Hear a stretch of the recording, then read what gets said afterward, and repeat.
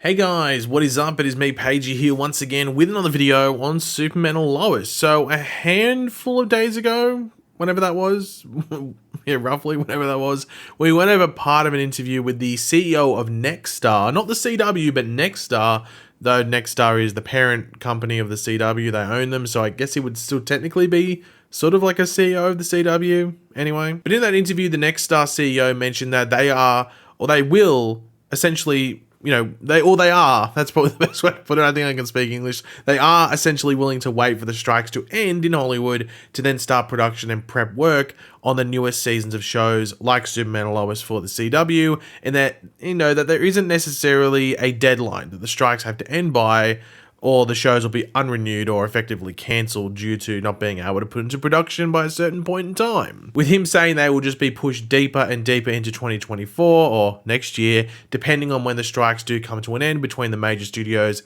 and the guilds in question. Now, Superman and Lois is a show that probably wouldn't have come out until March, roughly anyway, maybe end of February, but probably March. So I could see it maybe coming out June next year if the strikes end in like a reasonable time from now, but that is all a wait and see. Strikes can end in like 48 hours, or we could be, sitting here 3 months from now and they're still going on. You just don't know. But while some ease, if you want to put it, has been given to the near future for a show like Superman and Lois, where it doesn't look like season 4 will be removed from happening, at least based off what the Nexstar CEO is, saying, many are wondering about beyond that, beyond season 4.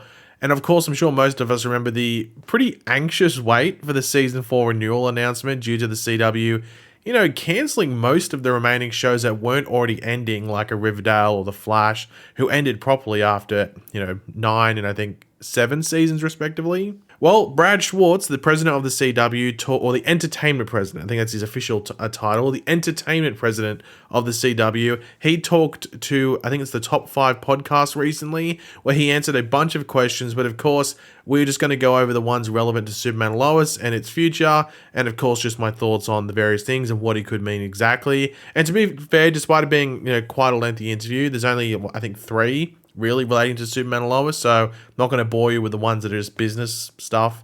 You can read the whole interview if you want to hear that stuff. I'll just focus on the ones that are Superman and Lois related. So to start off, the first question was, of the 4 studio shows that are returning, both All Americans, Superman and Lois, and Walker, at least 2 of them have had their series regulars slashed as part of larger budget cuts that helped afford them to return. How do those 4 shows factor in the CW's future beyond the upcoming 23-24 season, assuming that there is in fact a broadcast season? It's obvious that these would be the 4 to come back. Those are all million viewer shows that do well in linear and on digital. We were able to work with our studio partners in both of those occasions, referencing Superman, Lois, and All American Homecoming, to make sure that the shows are profitable for everybody. Sometimes when you readdress something like that, you have to make tough decisions. We've gotten those shows to a place where, why couldn't they continue if they're profitable? Those will be conversations we have with the producers to see the appetite to keep going, but if they're profitable and successful and some of our highest rated shows,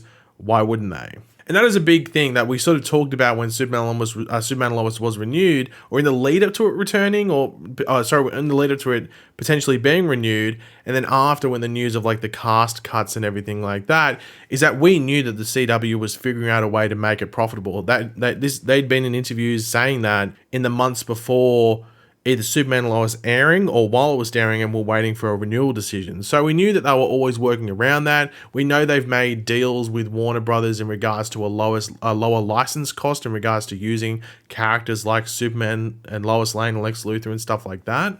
And I guess just the show as a whole.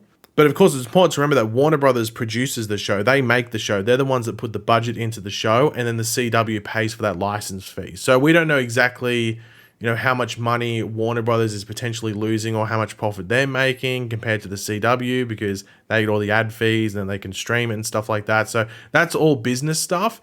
And to be honest, 99% of people don't care about it. They just probably care, am I going to get my goddamn show for another season? But I think it will be something that people do keep an eye out on, not just the CW, but a lot of network TV as a whole going forward. But in regards to Superman and Lois, it'll be something to watch out for next year, because that might indicate if there's anything happening beyond that. Now, this little quote here wasn't actually in the Hollywood Reporter article, but it was actually in, I think, the actual interview, the actual podcast interview itself. But Brad Schwartz was also asked about the lack of returning series regulars for a show like Superman and Lois, with only the Kent family of 4 members and Lex Luthor taking up to 5. They're the only ones coming back as series regular characters in season 4, and this is what he said in reply. A lot of those characters will be back, sort of referencing the ones that were series regulars and are no longer series regulars. They'll just be back in a few episodes instead of all the episodes. These are the creative decisions that have to be made when you want to keep a show going and do it in a way that is profitable for everyone. I don't think any of those shows aren't going to be as ambitious and awesome as they've always been. And this was a big discussion that I still see going on about the loss of some of these series regulars. And for me personally, and I've said this in previous, like a couple of videos, I think, especially the main video when the news first came out, I don't think it's going to impact the show that much in regards to a larger scale. I think it's just going to be maybe in the first couple of episodes, it might feel a bit off, but even then, those first few episodes are probably going to be the episodes where these characters come back. I think they're going to be in the opening 3-4 episodes, and then they're not going to be there. I think they'll probably just use all their time at the beginning. That's just what I'm predicting at the very least. I might be wrong, but that's a wait and see. Unless someone's traveled to the future and knows what's happening, that's what I'm expecting. So I personally don't see it affecting it on a larger scale. I think it's just in like those certain moments where you'd expect to cut to like John Henry Irons and Natalie, or cut to Lana Lang and Sarah Cushing or something. That's when it might feel weird, and that will be like maybe like the episode after they maybe have spent their time being back for those few episodes at the beginning of the season. It might feel weird in those little parts there, but I think as a whole, I don't think it's going to affect the show that much. That might just be me. I might be talking out of my ass and might be telling the wrong stuff there, but that's what I'm expecting, and I think most people agree with that.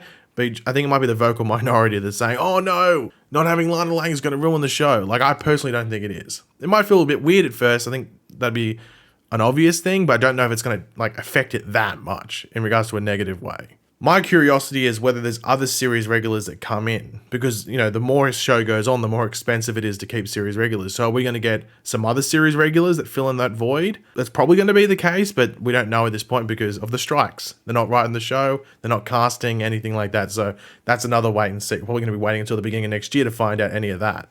And the final question that he was asked was, how do you reassure the people who have grown up with the CW that this is not about to become some very large bait and switch where Nexstar bought a platform and now they're going to decimate absolutely everything on it? Now, some would argue that's already happened, but this is what Brad Schwartz had to say. It is certainly going to be different. You don't want to shun an audience you've spent 20 years cultivating, hence why you renew Superman Lois, All American, Homecoming, and Walker. We've announced a new version of The Librarians, which will fit into that audience. We have a couple of other shows that fall squarely into the young adult space that I can't mention right now. It's going to still be a pillar of the network, it just won't be the only pillar. It'll be like one of 5. I've been here 6 months and we're still figuring out what does the CW stand for and figure out what our brand mission is, but in the meantime, it's about evolving the CW brand to be a little bit more elastic so it can feel like a home for sports, drama, and comedy, etc. And this is an interesting thing. I think this is sort of what it sounded like when Nexstar initially bought the CW anyway. They were going to try and keep some of that stuff that you'd expect to be on the CW while also opening up the doors to other things like sports and more reality TV or unscripted stuff and everything like that. The one thing that's going to be interesting that involves shows like Superman and Lois and the stuff that you expect on the CW is the ever-evolving monetization of the CW and the different avenues they take to bring in that revenue from whatever streams it is. You know, whether it's actually just the ads that appear between episodes or in ad breaks, or sponsorships and all that stuff.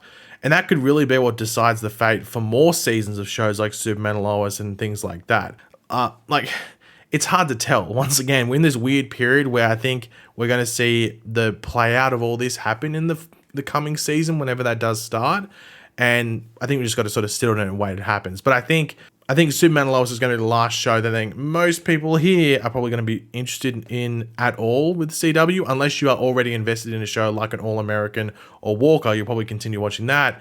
But there was other stuff in that interview. That's not a way to speak. There was other stuff in that interview where he referenced like, yeah, they're going to go for some like shows similar to what the CW did before, but they're not going to be from Warner Brothers or Paramount or big things like that. They're going to be from smaller studios.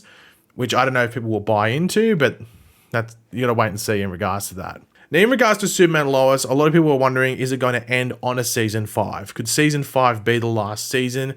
And I think the show honestly feels like a good fit for a 5-season run as a whole. Like, I think it works as a 5-season show, depending on what happens in season 4, but you never know. They might be planning on season 4 being the final season of the 10 episodes that they have. I think we'll get a pretty good feel of whether season 4 is meant to be a last season. However, it's not being advertised. And there's also this constant teasing that they're gonna, they're planning and gonna, they're planning for the, time beyond season 4 into a season 5.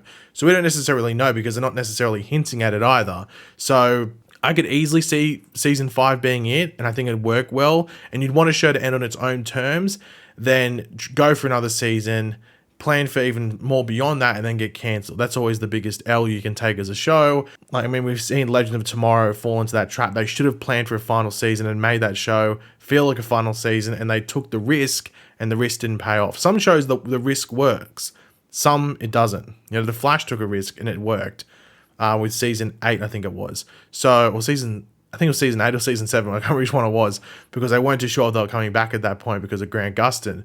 But, with Legends, they took the risk and it didn't work. So hopefully Superman Lois doesn't take that risk, or at least they're given enough heads up in regards to what the CW is planning and whether there's a chance for another season or not.